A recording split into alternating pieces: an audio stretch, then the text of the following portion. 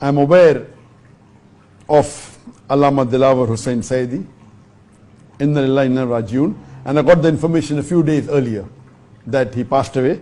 May Allah subhanahu wa ta'ala grant him Jannat al-Firdaus.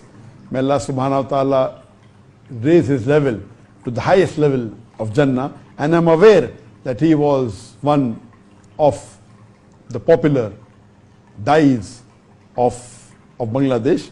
And I'm aware that he was arrested many years ago. And he was first given the verdict of to be hanged. And then later there was protest in which many people died.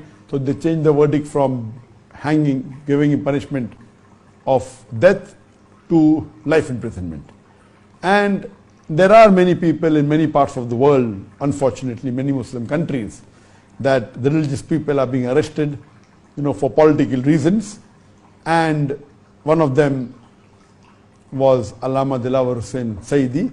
And a couple of weeks earlier, his son had come to meet me. He had come earlier also in Malaysia, but a couple of weeks earlier, he had come to meet me and he gave the translation of his father that he had done in Bengali, his book.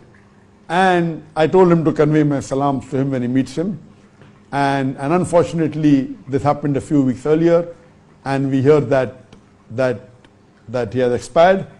And it's happening that now we see that there are many of the great du'ats and great scholars, they're passing away, and it's a loss to the Muslim Ummah.